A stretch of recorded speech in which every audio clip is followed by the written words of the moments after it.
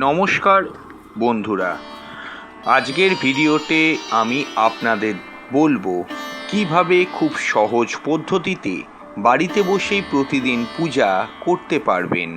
অনেকে ভাবেন পূজা মানে অনেক নিয়ম, অনেক মন্ত্র, অনেক জটিলতা, কিন্তু সত্যি কথা হলো ভগবানের কাছে সবচেয়ে বড় জিনিস হলো ভক্তি। তাই আজ আমরা শিখব একদম সহজ সরল কার্যকর পূজার নিয়ম, যা যে কেউ বাড়িতে বসে করতে পারবেন।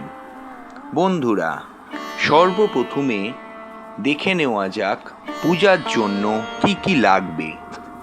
প্রথম হলো একটি পরিষ্কার জায়গা, যেটি পূজার স্থান হিসাবে বিবেচিত হয়।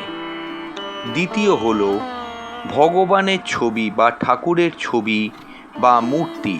চেষ্টা করবেন ল্যামিনেশন করা ছবি রাখার, যেমন ভগবান শিব, মা লক্ষ্মী, ভগবান গণেশজি, অথবা আপনি যে ঠাকুর অথবা দেবতার আরাধনা করেন, যাকে মনে মনে ডাকেন, সেই ঠাকুরের ছবি।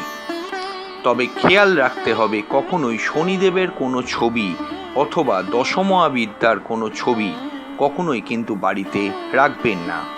এরপর হলো একটি প্রদীপ, সেটি মাটির প্রদীপ হলে সব থেকে শ্রেষ্ঠ। চতুর্থ হলো ধূপ অথবা আগরবাতি। পঞ্চম হলো ফুল। ষষ্ঠ হলো ফল অথবা মিষ্টি। ষষ্ঠম হলো গঙ্গা জল, যদি না থাকে পরিষ্কার জল হলেও চলবে।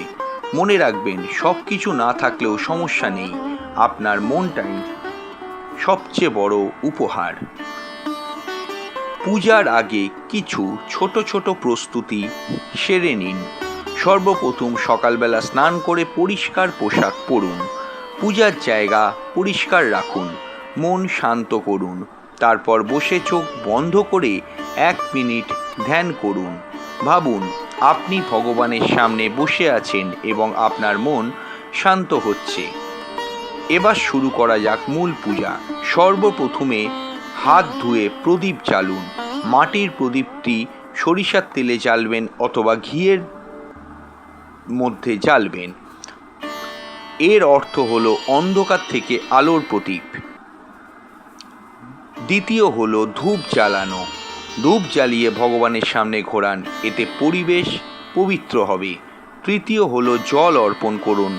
একটু গঙ্গা জল অথবা পরিষ্কার জল দিয়ে ভগবানের সামনে দিন, এটা সম্মানের প্রতীক। চতুর্থ হলো ফুল অর্পণ করুন। ভগবানের চরণে অবশ্যই ফুল অর্পণ করুন। সঙ্গে ওম নমঃ শিবায় মন্ত্র জপ করতে পারেন অথবা গায়ত্রী মন্ত্র জপ করতে পারেন। পঞ্চম হলো ভোগ নিবেদন করুন। একটু ফল অথবা মিষ্টি ভগবানকে দিন এবং মনে মনে বলুন, এই ভোগ আপনাকে অর্পণ করলাম। এরপর চোখ বন্ধ করুন, নিজের মনের কথা বলুন। কোনো বড় মন্ত্র জানার দরকার নেই, আপনি নিজের ভাষায় বলুন, হে ভগবান, আমার পরিবারকে ভালো রাখুন, আমাকে সঠিক পথে চলার শক্তি দিন। এই সময় আপনি যা অনুভব করবেন সেটাই আপনার আসল পূজা। পূজা শেষ করার জন্য আরতি করুন।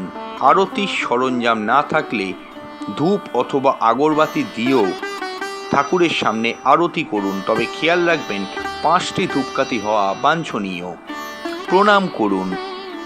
ঠাকুরের ভোগ প্রসাদ হিসেবে গ্রহণ করুন এবং আপনার পরিবারের সঙ্গে কেউ থাকলে তাকেও প্রসাদ দিন। মনে রাখবেন প্রসাদ মানে শুধু খাবার নয়, এটা ভগবানের আশীর্বাদ। তাহলে বন্ধুরা, এইভাবে খুব সুন্দর সহজ উপায়ে আপনি বাড়িতে প্রতিদিনই পূজা করতে পারেন।